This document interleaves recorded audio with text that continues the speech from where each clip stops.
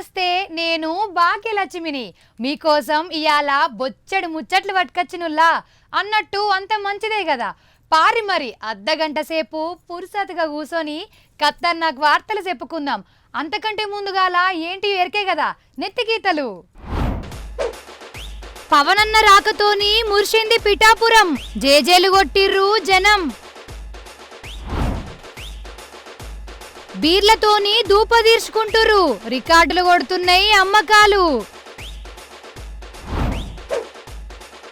పెళ్లి కారట్ మీద మహేష్ బాబు లగ్గాన్ కత్తడో మరి హీరో గారు. డీజే చేసిండు మాయమంత్రాలు, అసలు బయటపడద్దు మరి మీరు. అమ్మా ఎండదేవుడు ఎటువైనావురా? పిఠాపురం ఈ పేరు ఇనవాడుతోనే ఎవరి కళ్ళలో మెదులుతారులా. ఆగాగో ఆ అన్న చెప్పిండు అంతే కదా, ఇక నేను చెప్పాల్సిన పనే లేదు కదా, లోకమంతా ఎరికే. అసలు పిఠాపురం పేరును దేశమంతా మారు మోగేటట్టు చేసిండు మన పవన్ అన్న. ఎలక్షన్లు కూడా రాక మున్పే పిఠాపురం ఎమ్మెల్యే గారి తాలూకా అని ప్రతి ఒక్కరు బండ్ల మీద కార్ల మీద రాసుకున్నారు. బంపర్ మెజారిటీతోని గెలిపించిర్రు. గిట్లా గుండెలల్ల పెట్టుకున్న పిఠాపురం జనాలను మన పవన్ అన్న మళ్ళా కలుసుకున్నాడుల్లా. పిఠాపురం రాతనే మార్చే పని పెట్టుకున్నాడు మన పవన్ అన్న. పారి మనం కూడా ఆడికే పోదాం, చలో పిఠాపురం.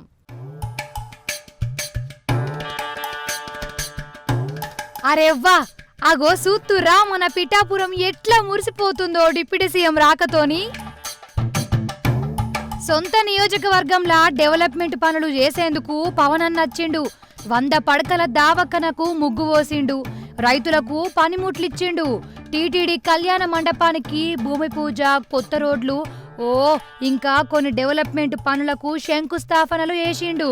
పిఠాపురం నియోజకవర్గంలల్లా ఉన్న ఊర్లకు పోయి అక్కడి జనాలతోని మాట ముచ్చట కూడా పెట్టిండు. వాళ్లకు కూటమి ప్రభుత్వం తరపున హిమ్మతిచ్చిండు. అన్నట్లు కొత్తపల్లి నుంచి పిఠాపురం పోతుంటే తొవ్వెంబడి ఒక దివ్యాంగురాలు కనబడ్డదట పవన్ అన్నకు. ఆమెను చూసుడుతోనే కాన్వాయ్ని ఆపిచ్చి ఆమె దగ్గరికి పోయిండు పవన్ అన్న. మంచి షెడ్డ అరుచుకున్నాడు. ఆమె రందులు బాధలన్నీ పవన్ అన్నకు చెప్పుకున్నది. పవన్ అన్న రాకతోని పిఠాపురం నియోజకవర్గం అంతా సంబరాలల్లా మునిగిపోయింది. డిప్యూటీ సీఎం సార్ను దగ్గర నుంచి చూసేందుకు జనమంతా ఎగబడ్డరు. ఎండాకాలం అత్తే నీళ్ళ కోసనే కదా, ఒకప్పుడు నీళ్ళ కోసం కొట్లాటలు నడిచేటి. బాయి కాడ, నల్లల కాడ, ట్యాంకర్ల కాడ యుద్ధాలే అయ్యేటి కదా. అన్నట్టు ట్యాంకర్లు అంటే నాకు యాదకొచ్చింది.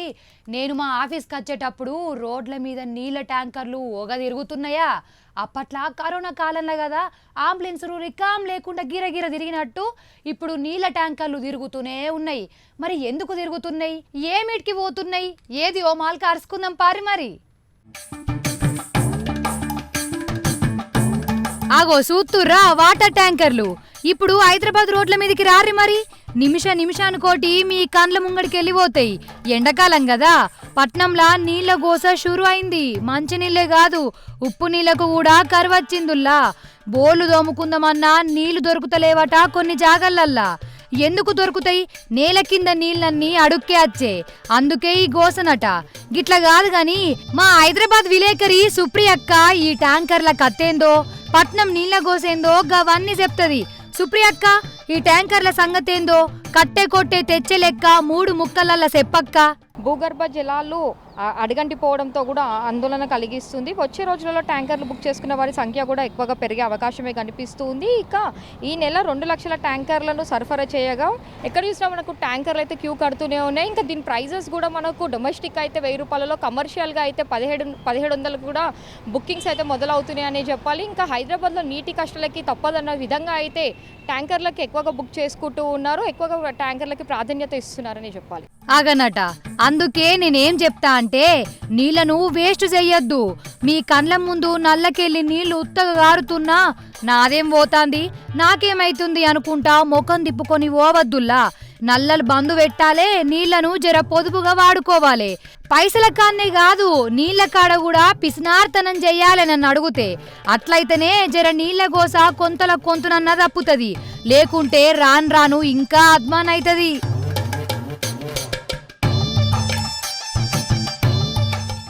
సరే, పెళ్లి కుదురుడు ఒక ఎత్తు అయితే పెళ్లి చేసుకునుడు ఇంకో ఎత్తు.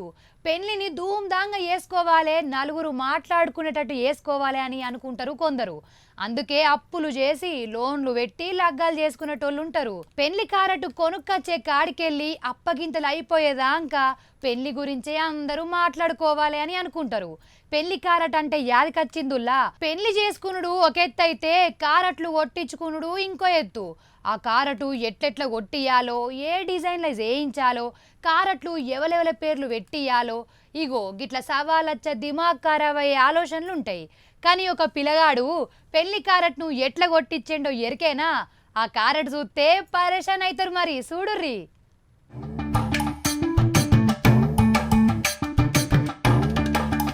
అసలు కొందరికి సినిమా హీరోల మీద ఏమన్నా అభిమానం ఉంటుందా అనొల్లా. హీరో కోసం పంచాదులు కూడా పెట్టుకుంటారు. మా హీరో గొప్ప అంటే మా హీరో గొప్ప అని పంచాదులు కూడా పెట్టుకుంటారు. మరి కడుపుకొచ్చేది కాదు, కాళ్ళకొచ్చేది కాదు, ఏమన్నంటే అభిమానం అంటారు. సరే, కొందరు అభిమానం గట్లుంటే ఇంకా కొందరేమో అభిమానం గిట్ల చూయిస్తారు. కనబడ్డదా పెళ్లి కారటు? ఆ కారటు మీద మహేష్ బాబు ఫోటోవా? అసలు పెళ్లి చేసుకునేటోళ్లకు మహేష్ బాబుకు నడుమ ఏ సుట్టరికం లేదు, పెద్దరికం లేదు. కానీ పెళ్లి కారట్ల మాత్రం ఇట్లా తేలిండు. ఎందుకంటే ఈ పెళ్లి పిల్లగాడు మహేష్ అన్నకు పెద్ద ఫ్యాన్ అట. ఏమో అంటారు చూడు, డై హార్ట్ ఫ్యాన్ అని.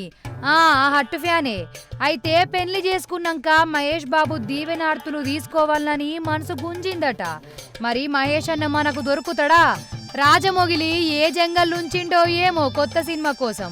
అందుకే పెళ్లి కారట్ మీదనన్నా మహేష్ అన్నను పెట్టుకుంటా అని ఇగో కారట్ మీద దేవుళ్ళ ఫోటో కింద మహేష్ అన్న ఫోటోను ముద్ర కొట్టుకొని మురిసి ముప్పందమైండు. ఇక ఈ పెళ్లి కారట్ ను సోషల్ మీడియాలో పెడితే ఫస్టులా కొందరు పరేషాన్ అయ్యరట. మహేష్ అన్న పెళ్లి కారట్ ఏంది అని. వెనక సిరి అసలు ముచ్చట ఎరకై ఆ పెళ్లి పిల్లగాన్ని కొందరు తారీఫ్ చేస్తే, ఇంకా కొందరేమో అమ్మ నాయన ఫోటో పెట్టుకోకపోయినావు, హీరోల ఫోటోలు ఎందుకు అని తప్పు తీస్తుర్రట. అదన్నట్టు ముచ్చట.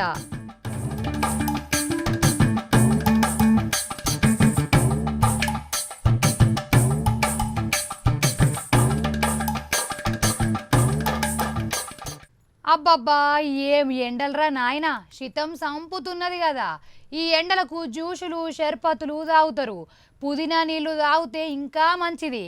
కొబ్బరి బొండాలు తాగి కూడా కడుపు చల్లగా వేసుకుంటారు. చెరుకు రసం సల్లా సోడాలకు బగ్గనే గిరాయికుంటది.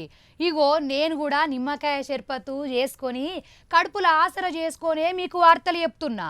ఇక బ్రేకులో కూడా చల్లగా తాగాలి. అయితే మనం ఈ పండ్ల రసాలు షర్బతులు చల్ల ప్యాకెట్ల మీద పడితే ఈ ఎండలకు కొందరు మహానుభావులు కాదు కొందరు కాదు చాలా మంది మహానుభావులు దూప ఎట్లా తీర్చుకుంటారో ఎరికేనా? చూసి తరించరు మీరు కూడా.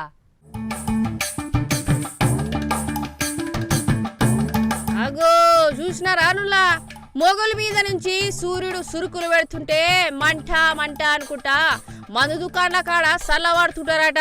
ఇక చల్లటి బీరు కడుపులో పోసినాక అప్పుడు మనసు నిమ్మలం అనిపిస్తున్నదట ఒక్కొక్కలకు. అట్లుంటది మనోళ్ళ కథ. మరి అసలైతే దూపైతే మంచినీళ్ళు తాగుతారు కానీ ఎండాకాలంలో దూపైతే బీర్ల మీద వాడుతురట. మంచినీళ్ళు దాగినట్టే బీర్లను గుంజుతున్నారట. చూసినా రానుల్లా గిట్ల రోజుకు 3 లక్షల కేసులు గుంజి పెద్ద రికార్డే కొడుతుర్రు బీరు బాబులు. కాటర్ల మీద కాటర్లు లేపుతున్నారంటే పాపం ఎంత దూప మీద ఉన్నారో. అసలు నీళ్లు కూడా గింతగానం తాగుతారా? ఓ దిక్కు పెళ్లిళ్ళ సీజన్ ఆయ్, ఇంకో దిక్కు IPL మ్యాచ్లు. ఇదిగాక ఇక ఎండాకాలం సెలవులు వంకతోని ఇంట్లోలను ఊర్లోలకు కూడా పంపుతున్నారట. ఇంకేమున్నది, అనుభవించు రాజా అనుకుంటా బీర్ల మీద పడుతుర్రు కావచ్చు. పెళ్లిళ్ళు అవుతుంటేనే బీర్లు కాటర్లు దిగవలసిందే. ఇంటికి సుట్టపోడొస్తే ఎంత మటన్ పెట్టినా చికెన్ పెట్టినా బీర్లతోని సల్ల పెట్టకుంటే మర్యాద కిందికే రాదని ఫీల్ అయిపోతుంటారట.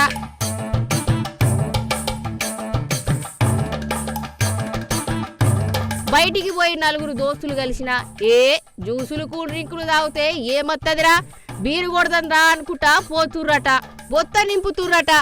ఒకటి దాగేటోళ్ళు ఎండ దెబ్బకు 2-3 లేపుతున్నారటుల్లో.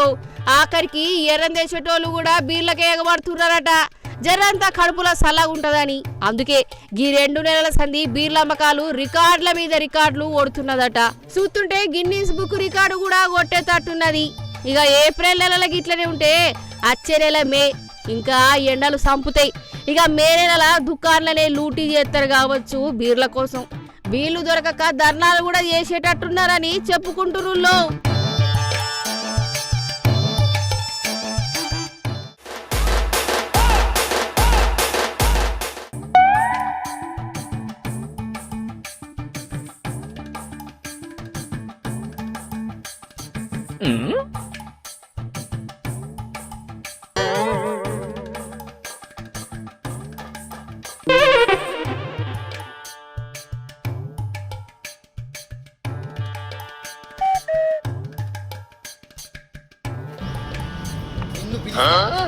నిన్ను పిలుచుడే ఎండదేవని పిలుస్తున్నా. ఆగో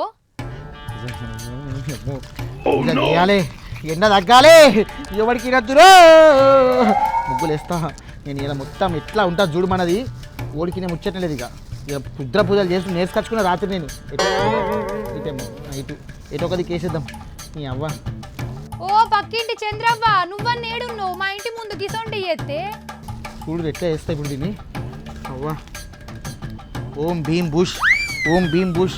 అమ్మా రండ్రి, జల్దీ రండ్రి. ఈయన చేతులకు జట్టలు గుట్టా, ఈయన తాడు దెంప. ఎవర్రా నువ్వు? రండి రా, ఎవరు రారు.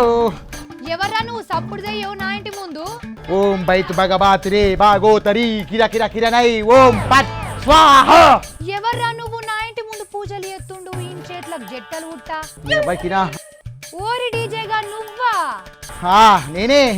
ఏటికొచ్చు ఏ నన్ను డిస్టర్బ్ చేయకు, నేను శుద్ర పూజలు చేసుకుంటున్నాను. నన్ను ఓడి ముచ్చట్లు నీ మెంటలోడా. నేను ఎంతన్నా భయపడ్డా మన ఇంట్లో ఎవరైనా పానాలు తిత్తుర్రా అని.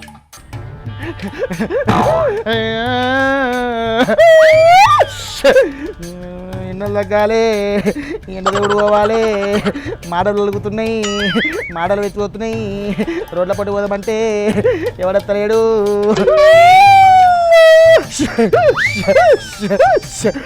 అసలు నువ్వుగా పూజలు ఎందుకు ఎత్తున్నావురా? ఇప్పుడు ఏం పెంట పెడతావు నాకు ఒకసారి చెప్పు.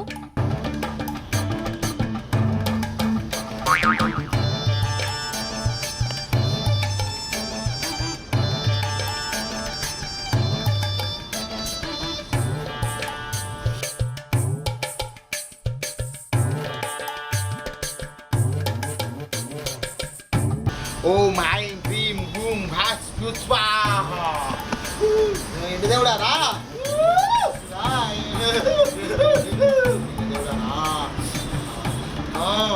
శాంతి చేసేస్తా మొత్తం.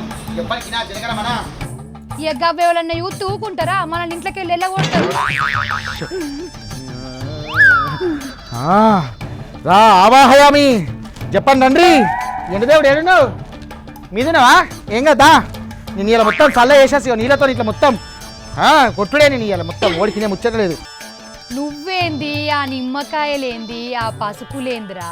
నీకేమన్నా మెంటలెక్కుతాదిరా? ఎప్పుడు చూసినా ఏదో పెంట వేడుకుంటుంటావు ఇంటి ముందు.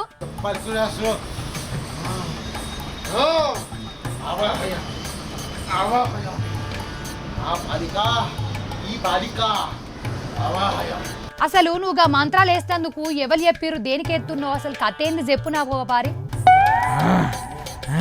ఎవరున్నాడు? రాలేదా? నేను ఇడలో కూడా గైనెడికల్ వస్తాడు కానీ అయినా సరే అత్తాడు. తప్పిత ఓం గైం cream boom Bushow. George Bushow. మొత్తం ఎండ తగ్గాలి, ఎండ తగ్గుడే ఉంటుంది. నెత్తులు వలిపోతున్నాయి, మాడలు వలిపోతున్నాయి. ఎండ దేవుడు మొత్తం రా, ఎండ దేవుడా రా రా రా. ఓం ఐం క్రీం రూమ్. ఏంది ఎండల కోసమా? అవునక్క, నీకు తెలియదు. ఒక నిమిషం ఆగు. నేను డిస్టర్బ్ చేయకు. నీ మంత్రం నేను చదువుతున్నా అడనితో చెప్తున్నాను. ఈ పూజలు ఎత్తే ఎండలు పోతాయని ఎవర్రా నీకు చెప్పింది? దీని అమ్మ నువ్వు ఎప్పుడు డిస్టర్బ్ చేస్తూ ఉంటుంది.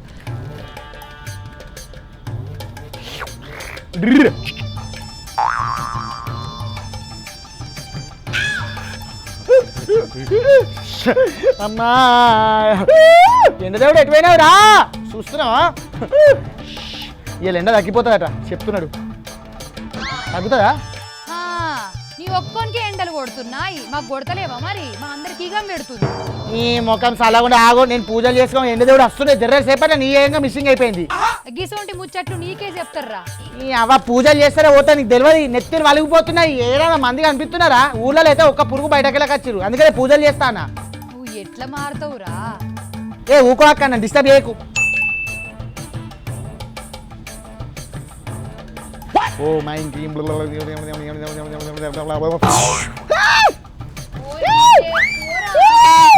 ఆ ఎండలు అట్లనే ఉంటాయిరా. నువ్వు ఫస్ట్ అయితే అది పోరా నిమ్మకాయలు పసుపు చూస్తే మనల్ని ఇంట్లో ఉంచర్రా, ఓనర్ అత్తే ఎల్ల కొడతాడు.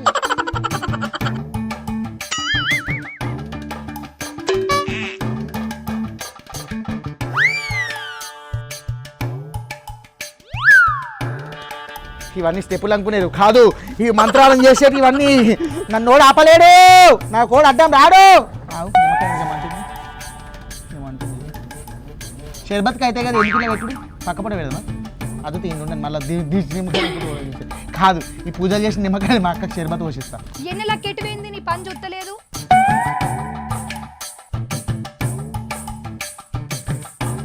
ఓం ఐం క్లీం హ్రీం హ్రీం కర్ ఓం గిరకర కిరణై కరకర కిరణై కిరణ్ కిరగొన విస్మి ఓం బాత్ స్వాహ.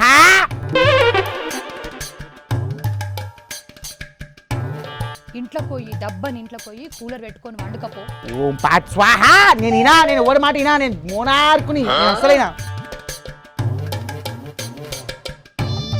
ఈ ఎండలు ఎట్లా ఓడతాయి, మనం మన జాగ్రత్తల్లో ఉండాలి. ఓ అన్న ఏం లేదక్క, ఇగో మొత్తం ఎండలతో పరిచయం అవుతుంది. మొత్తం రాష్ట్రం అంతా కూడా ఎండలు పట్ట వలుగుతానే తెలుసా. ఇగో అందుకని ఈ గెటప్ వేసిన. ఒక మనిషి చెప్పిండే పూజలు చేస్తే ఎండ దేవుడు తగ్గుతాను, అందుకని వేసిన అలా. నువ్వు పోయి ఆ పూజలు బంద్ చేసి అదంతా ఊడ్చి ఎన్నెలకు ఖర్చు వరకు చక్కగా పోయి కూలర్ పెట్టుకొని వండుకపో. ఎన్నెలక్క వస్తుందా? ఎన్నెలక్క కూడా ఇగో ఈ షర్బత్ ఈ పూజ చేసిన నిమ్మకాయతో మొత్తం షర్బత్ చేసి ఏమనుకున్నావు మన బోరాని ఉంటుంది తెలుసు కదా. గలీలా పొరాలతో ఇవన్నీ అంత అందరి ఇళ్ళలో వేసినామక్క. ఎండదేవుడు ఇట్లా మొత్తం ఎగ్గవ్వ ఎవరన్నా యూత్ ఊకుంటారా? మన ఇంట్లోకి వెళ్ళి వెళ్ళగొడతారు. కూలర్ పెట్టుకొని వండుకపో. కూలర్ కూడా ఊకుంటలేవక్క. కూలర్ అయితే మొత్తం దమ్కస్తున్నాయి, మొత్తం దగడికి తెలుసా. అసలు పంకలు నడతలేవు, కూలర్ నడితే ఏసీలు కూడా నడతలేవు. ఎండ దేవుడు ఏం దక్కలేదని 43 44 ఉన్నాడు. ఈ 2-3 వద్దులలో ఎండలు ఇంకా బాగా పెరుగుతాయంట, మాడలు వలుగుతున్నాయి తెలుసా. ఇంట్లో ఉందామంటే సావత్తలేదు, బయట బద్దనమంటే రేవత్తలేదు అన్నట్టు కథ. పక్కింటోళ్ళు చూసినా మనకి ప్రమాదమే. నువ్వేమో పూజలు నిజంగానే ఎత్తున్నావు, నీకు మంత్రాలు వచ్చి అనుకుంటారా? సరే నేను పోతున్నా, మళ్ళీ నెలకు వచ్చిందని పరిచయం. ఈ ముగ్గురు నువ్వే వచ్చి ఉడిపేసాయి షర్బత్కి అయితే మళ్ళీ చూడు సరేనా. ఎండ తాయమై షర్బత్ అనే వేసుకుంటా పోదాం. చూసి రారుల్ల మా డీజే సంగతి. ఇగో ఎండలు బాగా కొడుతున్నాయని పూజలు నేర్చుకుంటుండు. మీరు కూడా గిసొంటి పనులు చేసేరుల్లా. ఎట్లయినా ఎండలు కొడుతూనే ఉంటాయి, మన జాగ్రత్తలలో మనం ఉండాలి. కొంత సల్లదాగి నిమ్మకాయ రసం తాగుకుంటా జర జాగ్రత్త ఉందముల్లా అందరం.